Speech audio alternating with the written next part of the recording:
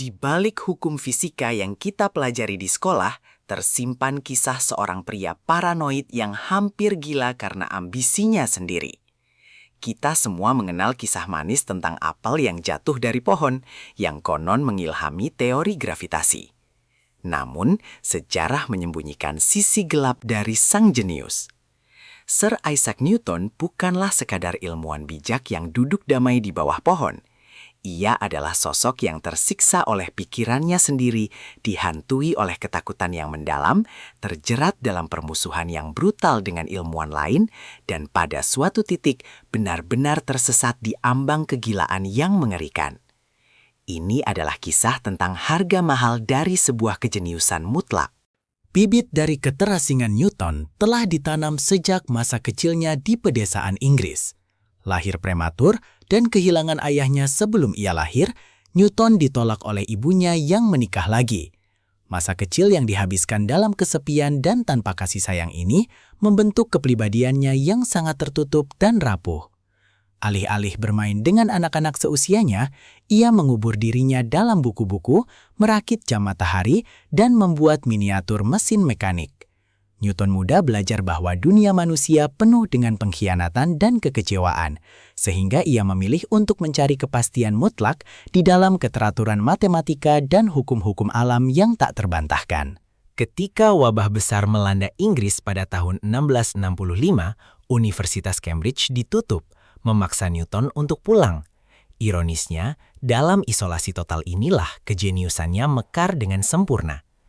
Selama tahun keajaiban ini, dalam kesendirian yang sunyi, ia merumuskan dasar-dasar kalkulus, optik, dan hukum gravitasi universal. Tanpa gangguan dari dosen atau sesama mahasiswa, pikirannya berlari kencang tanpa batas. Namun, kesunyian ini juga memperkuat kecenderungannya untuk menarik diri dari dunia luar. Ia terbiasa bekerja dalam kerahasiaan, menyimpan penemuannya yang revolusioner hanya untuk dirinya sendiri, karena takut akan kritik dari orang lain. Bagi seorang ilmuwan biasa, menemukan rahasia alam semesta adalah pencapaian yang harus segera diterbitkan dan dirayakan. Namun, bagi Newton, penemuan adalah harta karun pribadi yang harus dijaga dari pandangan mata yang dengki. Ia memiliki ketakutan yang melumpuhkan terhadap kritik. Ketika didesak untuk mempublikasikan karyanya tentang cahaya dan warna, ia menghadapi beberapa pertanyaan kritis dari komunitas ilmiah. Alih-alih menjawab dengan tenang, Newton menanggapi hal tersebut sebagai serangan pribadi yang mematikan. Ia bersumpah untuk mundur dari dunia akademis publik, mengunci rapat pintu ruang kerjanya, dan menyimpan misteri alam semesta untuk dirinya sendiri. Ketakutannya akan kritik mencapai puncaknya ketika ia berhadapan dengan Robert Hooke, seorang ilmuwan brilian yang saat itu sangat dihormati di Royal Society. Hooke, yang berani mengklaim bahwa sebagian ide tentang gravitasi dan cahaya adalah miliknya, tanpa sengaja membangunkan monster di dalam diri Newton. Persaingan ini bukanlah sekedar debat akademis, bagi Newton ini adalah perang suci demi kehormatan. Paranoianya menyala terang. Ia mulai melihat musuh di setiap sudut, meyakini bahwa Hooke dan rekan-rekannya sedang merencanakan konspirasi jahat untuk mencuri hasil kerja kerasnya dan menghancurkan reputasinya sebagai pemikir terbesar di Inggris. Didorong oleh ambisi untuk menghancurkan Hooke secara intelektual dan membuktikan supremasinya yang tak tertandingi, Newton mengurung dirinya selama berbulan-bulan untuk menulis mahakaryanya, Principia Mathematica. Ia bekerja seperti orang kesurupan. Ia lupa makan, menolak untuk tidur, dan mengabaikan kesehatannya sama sekali. Pembantunya sering menemukan makanan yang disajikan berhari-hari sebelumnya masih utuh di sudut ruangan. Dalam fase ini, kejeniusannya mengambil alih kendali atas kewarasannya.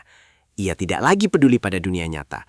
Ia sepenuhnya tersedot ke dalam ruang hampa fisika, merumuskan hukum alam semesta, sementara tubuh dan jiwanya perlahan-lahan mulai hancur. Di luar matematika dan fisika murni, Newton menyimpan rahasia besar yang sangat kelam. Ia sangat terobsesi dengan alkimia, seni mistis kuno untuk mengubah logam biasa menjadi emas dan mencari ramuan keabadian. Ia menghabiskan waktu bertahun-tahun di laboratorium rahasianya, dikelilingi oleh uap beracun, buku-buku sihir kuno, dan teks-teks teologi yang tidak lazim.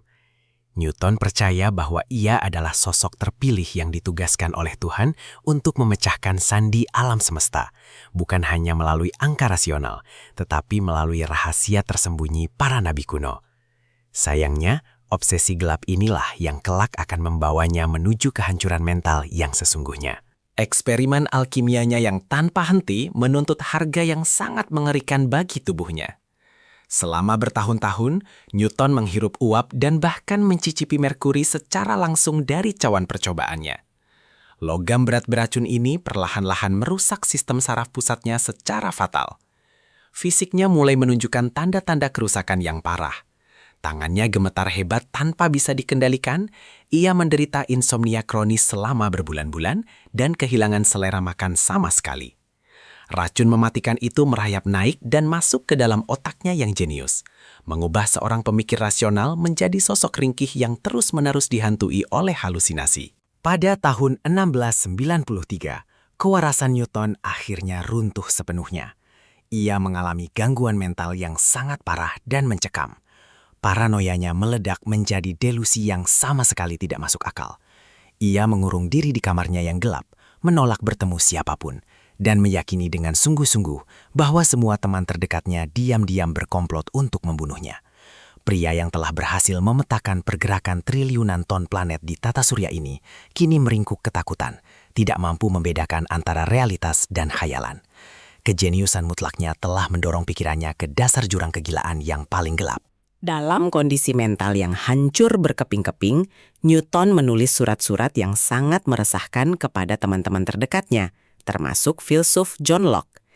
Dalam surat-surat yang penuh dengan tuduhan gila tersebut, ia menuduh sahabatnya itu telah mencoba menjebaknya dan merencanakan kematiannya di balik selimut persahabatan. Ia memohon pengampunan yang memilukan, lalu mengancam dengan kejam, lalu memohon lagi dalam satu tarikan napas tulisan tangannya. Surat-surat ini adalah bukti nyata yang menyayat hati tentang bagaimana sebuah otak yang sangat luar biasa dapat terbakar habis oleh tekanannya sendiri, keracunan bahan kimia, dan kesepian. Beruntung bagi dunia sejarah, badai kegilaan itu perlahan mereda. Setelah berhenti bereksperimen dengan merkuri alkimia, pikiran Newton berangsur-angsur kembali jernih, meskipun ia tidak pernah sepenuhnya sembuh dari paranoianya.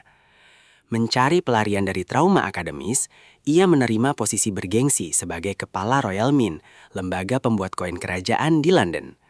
Bagi banyak orang bangsawan, ini hanyalah sekedar pekerjaan administratif yang nyaman. Namun, Newton membawa intensitas obsesifnya yang menakutkan ke dalam peran barunya ini. Ia merombak total fasilitas tersebut dan segera menemukan musuh baru di luar sana yang akan menjadi target kemarahannya yang brutal. Musuh barunya adalah para sindikat pemalsu koin, khususnya seorang penipu ulung yang sangat licin bernama William Challoner. Di jalanan berbatu London inilah sisi pendendam Newton bersinar terang. Ia tidak sekedar duduk manis di balik meja kantornya. Ia secara pribadi membangun jaringan mata-mata rahasia yang menyusup ke seluruh kedai minuman kumuh dan rumah bordil bawah tanah di London. Bertindak layaknya detektif swasta inkuisitor tanpa ampun, Newton memburu Challoner dengan obsesi matematisnya. Ia menyuap saksi, mengumpulkan tumpukan bukti dengan kejam, menolak grasi, dan akhirnya berhasil menggiring Challoner menuju tiang gantungan. Saat kekuasaan politiknya memuncak dan ia diangkat menjadi Presiden Royal Society, bayangan masa lalunya kembali menghantui dalam bentuk ahli matematika Jerman yang cerdas, Gottfried Wilhelm Leibniz. Leibniz telah menerbitkan teori kalkulusnya sendiri secara independen, menyulut salah satu perang intelektual paling kotor dan legendaris dalam sejarah sains. Keduanya saling mengklaim sebagai penemu kalkulus pertama. Bagi Newton, ini bukanlah soal berbagi kebanggaan penemuan ilmiah demi umat manusia, melainkan ini adalah pencurian atas karya sucinya. Paranoia di masa mudanya kembali meledak tajam. Ia melihat Leibniz sebagai ancaman mutlak yang harus dimusnahkan segera. Tanpa sedikit pun rasa malu, Newton menggunakan posisinya sebagai Presiden Royal Society sebagai senjata pemusnah mutlak. Ia mengatur pengadilan etik tiruan yang sepenuhnya berpihak padanya. Ia menunjuk para sekutu setianya ke dalam komite investigasi penipuan, dan lebih kejam lagi, ia sendiri yang secara anonim menulis draft laporan akhir komite tersebut yang menyimpulkan bahwa Leibniz adalah seorang plagiator kotor. Newton menggunakan seluruh pengaruh politik dan akademisnya yang tak terbatas untuk memastikan reputasi musuhnya hancur tanpa sisa. Ketika Leibniz akhirnya meninggal dalam kemiskinan dan penderitaan, Newton sama sekali tidak menunjukkan simpati. Pada akhirnya, warisan sejarah yang ditinggalkan Sir Isaac Newton adalah sebuah paradoks yang luar biasa membingungkan. Ia adalah manusia agung yang berhasil menyingkap rahasia alam semesta yang paling rumit, membawa cahaya pencerahan bagi umat manusia dengan hukum gerak dan gravitasi universalnya yang abadi.